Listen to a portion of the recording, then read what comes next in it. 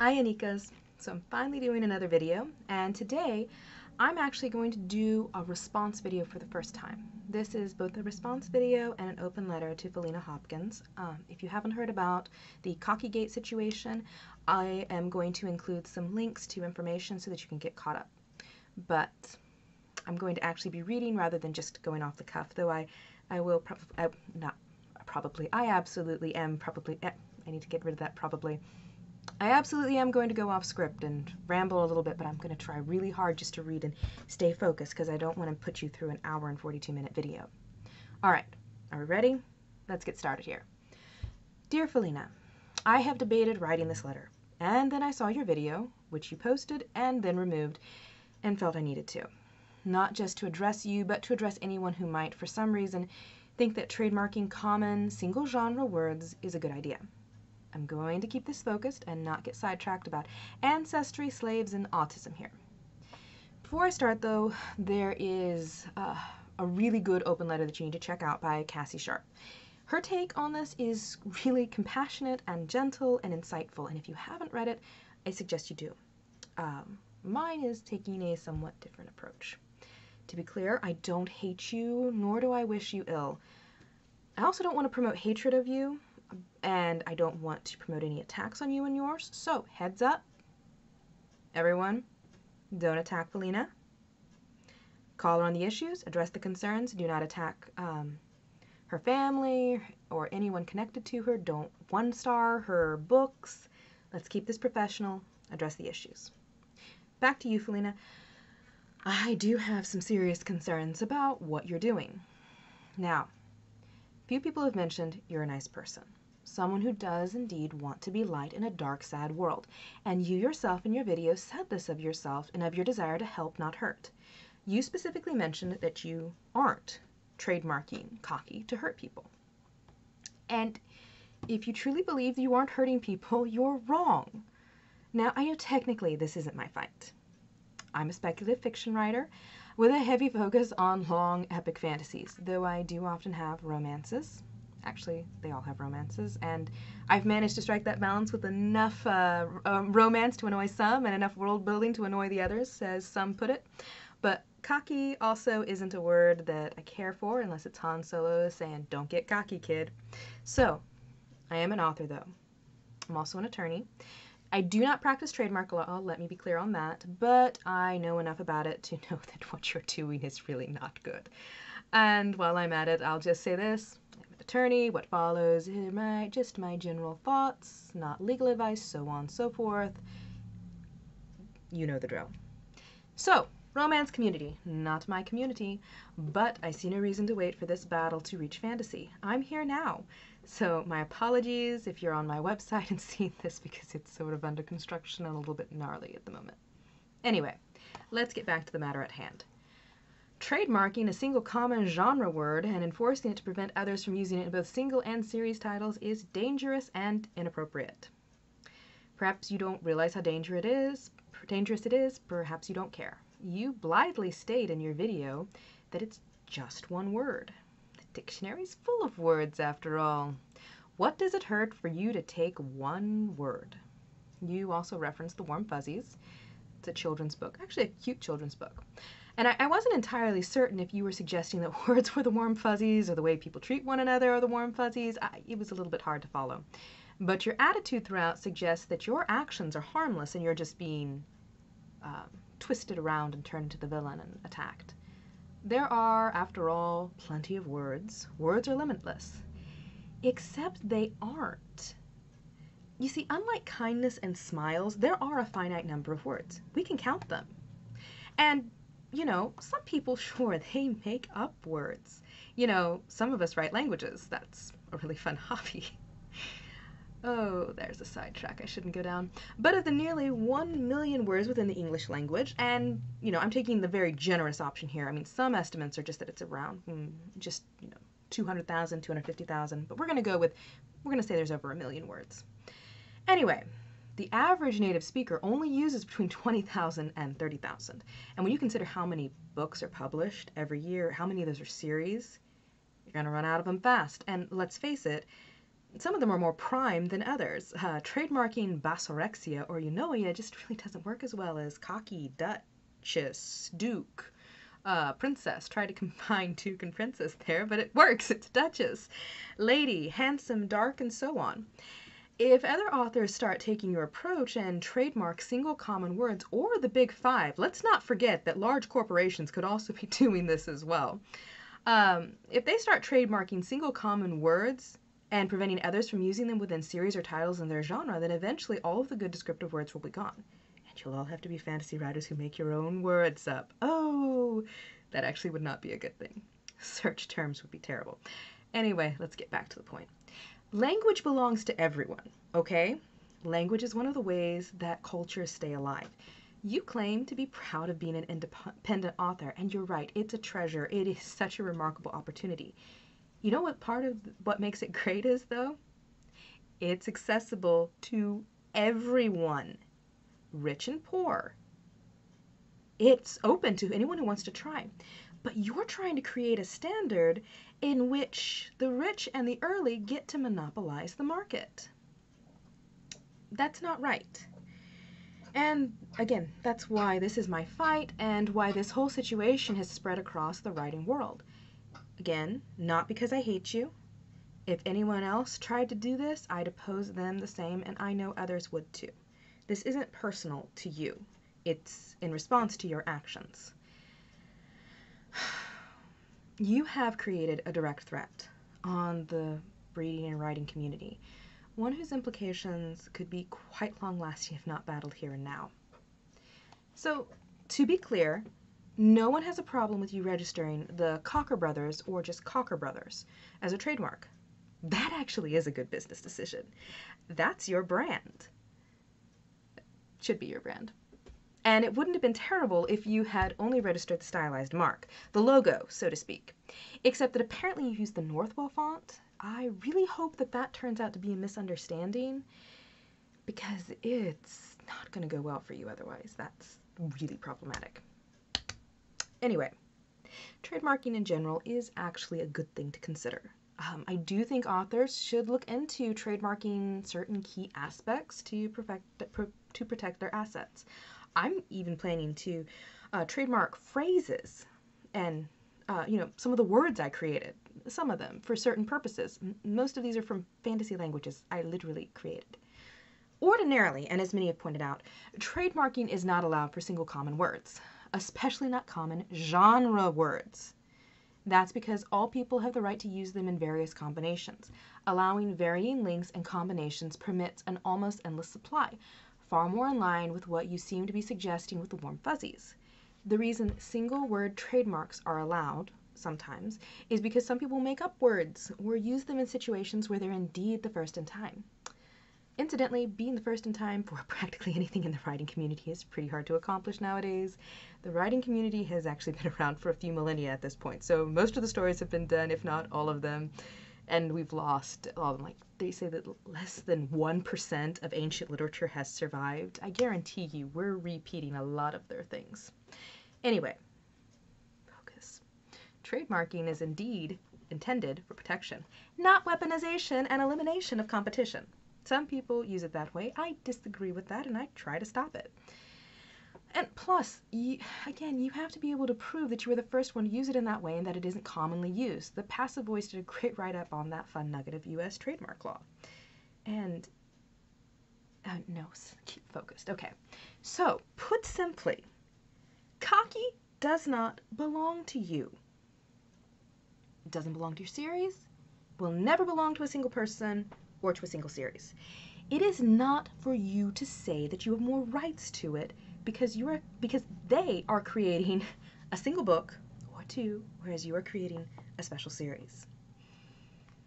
You can have your special series and let others use the word as well. And I gotta add this. You are not better than any of the other authors because you're doing a series or creating a brand. Okay? It's great that you want to do that. Really is. But those are different paths.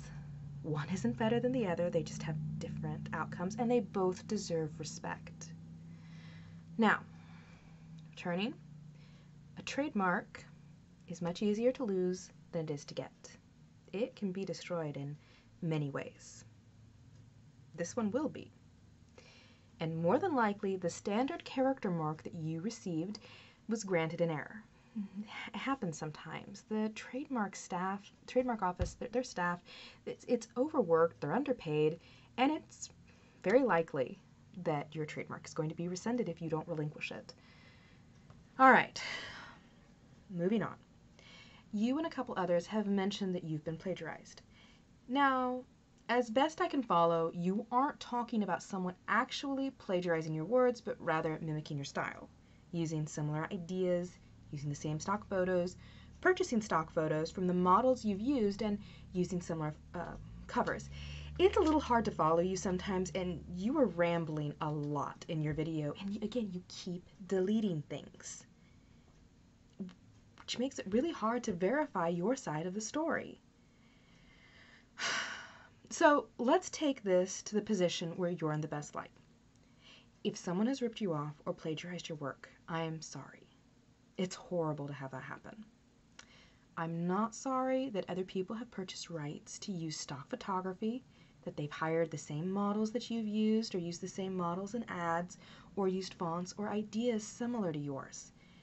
Now, returning to actual plagiarism, I've been the victim of plagiarism. It hurts. It hurts at the core. I've also had situations where someone, former friend, took one of my stories, a fantasy world that I had created, and the setup, and they made it their own. And when I confronted them about that, they admitted that they took the idea from me, and they rushed it to publication before mine got out, and there was nothing I could do, which they very glibly told me. And that hurt really bad. But they were right. There wasn't anything that I could do. I mean, and another time I shared a story idea with someone else, and she wrote it because I didn't do it fast enough. Neither of those are actually plagiarism, though. They sucked. That was not pleasant at all. But ideas can't be trademarked, and someone taking your idea doesn't count as plagiarism. And thank goodness. Do you know how few ideas are actually out there? As much as those situations hurt,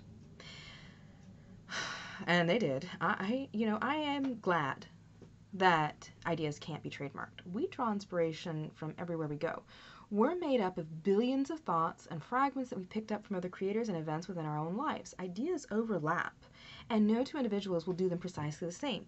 Even the ones who stole my ideas and admitted to it wound up going in completely different directions from me, and our works are not the same. They had similar starting points, they have some similar traits, but they're very different now, and I'm okay. Really. I hurt, but I was fine. Now, returning to you, Faleena, you claimed that you were not mimicking other popular authors, such as Penelope Ward and Vi Keeland, who wrote what is arguably the most popular of the original Cocky stories when this trend was starting. Arguably, they're the trendsetter. I think it's called Cocky Bastard. And you say that you were not copying them. I'm going to accept that as possible. Again, we're looking at this in the light most favorable to you, and maybe you can extend some of that same grace to others. There is a concept, and it is known as multiple discovery. And essentially, it's used to explain how there can be multiple independent individuals who come up with the same idea more or less simultaneously. This has happened a lot, actually. When you start breaking into it, and they've been testing it, it's fascinating. And two or more people having the same idea is really not necessarily theft. It's fascinating to think about, where do ideas come from? And sometimes they come to the same people, or the same ideas come to different people. And a really fascinating story of this is in the book Big Magic, which is a very comforting book that I recommend maybe you consider. Elizabeth Gilbert details the situation where she and another author, they had pretty much almost the exact same idea, like down to scary details. Both of them were writing these stories about an Amazon River and this determined investigative woman and a construction team that went missing and the construction machinery that was literally eaten up by the jungle or the rainforest. And you know what her response was after discovering this? She didn't get angry. She didn't accuse this other woman of ripping her off or stealing her ideas. She was excited. And she supported her. They actually became best friends. It's an amazing story to read.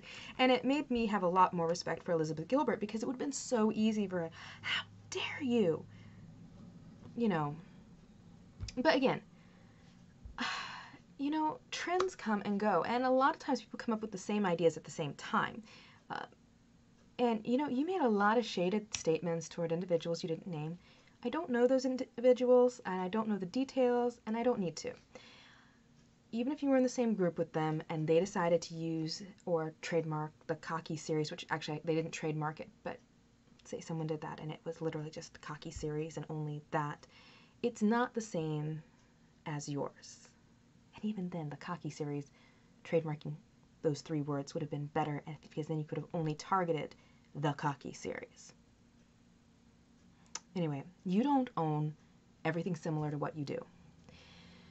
Again, let's look at this in the light most favorable to you and assume that you were copied, that someone just based everything off of you. And you were completely original in everything that you put together on this. None of it was drawn from anyone else. Are you familiar with the story of Walter and Margaret Keene? It's a really cool story, or sad story in parts, but very interesting. Margaret Keene is now best known for these paintings of big sad-eyed children, but her husband Walter claimed that he was the one who painted them. He literally and actually stole credit for her work. Now, eventually, the matter wound up in court, and the judge actually required that they have a live-in painting session to demonstrate who was the actual painter. Now, Margaret won this easily. She actually did it, and partially because, and then Walter refused to paint because of a sore shoulder. 4 million judgment apparently isn't enough to overcome a sore shoulder. You've stated multiple times that you created something incredible and special with the Cocker brothers, something that brings people joy and light, pulls them together, and you have a wonderful community, and that's wonderful. You also state that you're completely unique in what you're doing. If that's the case, you've got nothing to worry about. Well, no, you used to have nothing to worry about. Innovators innovate. Leaders lead. If you're at the standard you say, then no one can come close to you. Okay? You're just always going to be setting the standard, and you do your thing and let them do theirs. No one can mimic what comes from your heart if it's that sincere. Okay? If someone's ripping you off and copying you, then let them. They'll be apparent as cheap copies if that is in fact what they are. Now, like Margaret Keene, you can prove the truth of your own path and work by continuing to write and create your stories. And if they are likewise sincere in creating from their hearts as well and going on their own path, meaning that this was an innocent situation of multiple discovery or just similar ideas, they'll be fine too. If they're only mimicking and ripping you off, that's going to become apparent.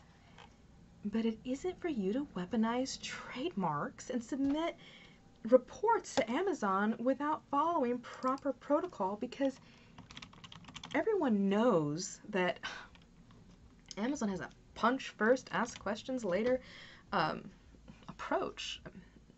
And I can't really blame them. I mean, it's not ideal, but they're trying to avoid getting into trouble. Now, as far as preventing piracy, this is a claim I've seen brought up. I can't verify if this actually is one of the things. I mean, I thought I saw you say at one point that this was, that you trademarked it to prevent piracy, but again, you keep deleting things, so I don't know for sure. Trademarking doesn't do anything to prevent piracy. Pirates. Oh, look at that, it's trademarked. Let's not steal it. Yes, that's exactly how that works. Pirates are not especially concerned about the legality of the situation. I mean, that's kind of why they're pirates. And a lot of us have been pirated. In fact, I mean, I'm pretty sure all of us at some point. They have websites that mirror everything that is on Wattpad. So there are 13-year-olds who are writing fan fiction of vampire diaries who have been pirated. It's not a sign of a personal attack. Okay, Now, again, as far as any bullying or harassment that you and your family or readers and models have received, I'm sorry for that too. Now, I do want to make one thing very clear. I haven't seen any of this. I've been trying to follow this. I have seen some people call you Faleena names, and some of them are really coarse, and it's harsher than what I think is appropriate. However, I haven't seen death threats. I haven't seen anything really, it's actually been fairly decent compared to some of the stuff I've seen on the internet. And I've even seen your readers speak out against you, and one of your cover models too. So I do know that death threats and these bad behavior, I mean, I'm not everywhere. It could be happening elsewhere. And so if that's happening, I am sorry because, I mean, again, I've received death threats. It's not a fun thing. Somebody's like, seriously, do you have better things to do? Or could you at least come up with a more imaginative way to kill me? Sorry. Anyway, but please understand that just because you've been, oh, actually, hold on, one thing. If you're watching this, anyone who is engaging in actual bullying or death threats or harassing her family members or her readers or anyone like that, stop it. We don't need that. This is a legitimate discussion that's actually really, really important, and you sending death threats, if that's happening, is just slowing down the conversation, and it's doing more harm than good. So stop it. She doesn't deserve that. Now, back to you, Faleena. Please understand that just because you may have been bullied, it doesn't mean you're innocent of any wrongdoing in this. You've done a lot of damage. Most of the people involved in this matter, even if they're not the authors who have been directly targeted, they're genuinely upset and concerned about what you're doing and the implications. Most of them are expressing their frustration with you and their anger over your professional actions. So, you are in a bad position, to put it bluntly. You keep mentioning in your video that the situation has turned in your favor, but I don't see evidence of that. From this vantage point, it looks really bad for you. And, yeah.